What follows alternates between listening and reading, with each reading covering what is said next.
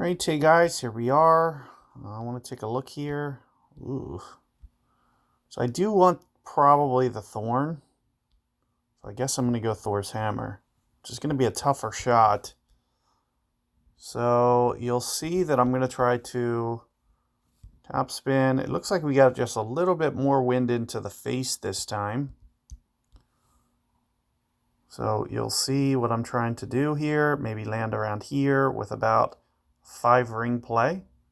Somewhere right around here. And we'll just let that wind effect take it over, hopefully, and get it more towards the right. So you don't want to offset that guide too much. It looks like this may just clip the top of the bunker. Sure enough, it did, but it did spin out. So you'll have to be careful, because if you do try to topspin too much, though, you're going to run out of real estate. So you do got to get aggressive towards that bunker tip. And I could see by the camera view that it was going to just tip the top there.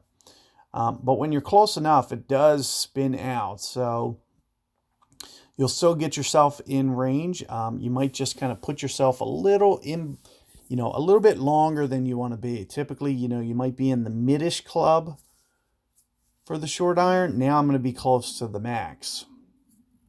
When you are close to the max, it means you have to go more rings and also play more wind effect on top of that. So that means your overplay needs to be significantly more.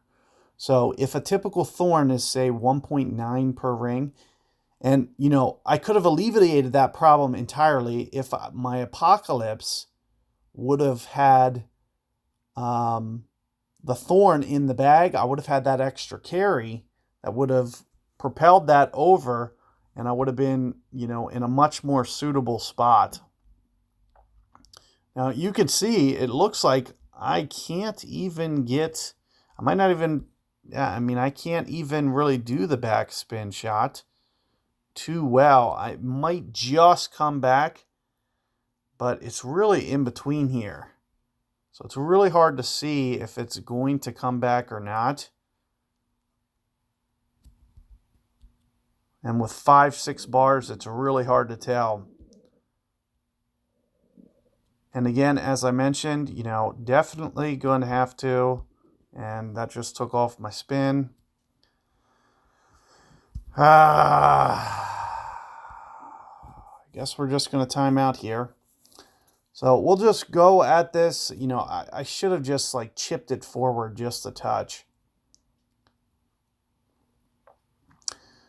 There was no point of me hitting other than to avoid the penalty when I ran out of time there.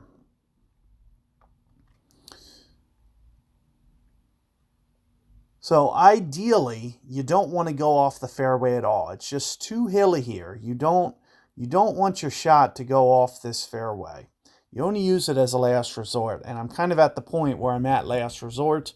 So if I'm going to go off the fairway, it's going to make things a lot tougher to hold. Hole here, much better to do. You can see the fairway is just all over the place. And you'll want to play wind effect. So as opposed to trying to do, you're going to want to do an offset ball guide method. So that's what you'll see that I'm trying to do here, is I'm trying to predict how much the wind is going to take it. And I do believe it's going to be somewhere in the ballpark of that. And then we can go a little bit more in line with the actual ring play. So if I typically play 1.9-ish per ring, it's maybe almost going to be right in the 5-ish range here. So I maybe gone 4.8 there, 4.9, very close to 5 rings. And then you're just going to let your ball guide offset, hopefully shoot towards the hole. And it looks like it just kicked over to the right. I should have maybe just backed off of it just a tad. But you can see it just comes into the right there. So you'll want to avoid that. From stopping by putting, let's say, 2.75 on the backspin. So it still rolls out just a little bit more than that. But you can see with how much you need to do for the wind effect, it's very significant. My ring play with there was probably pretty sound, and it was more about the offset method.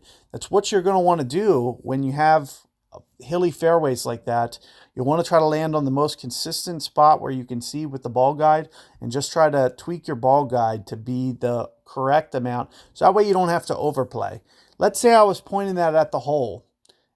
I'd have to do an overplay, and maybe I'd have to go 7 rings there. It'd have to be a very large ring adjustment for maybe 6.5, 7 rings. However, it's much better to just kind of use the typical max 4.9-ish and just offset. It's going to be a lot more holeable, especially once you start to get more comfortable with those calculations. So keep all that in mind. Good luck, and I'll see you guys on the next one.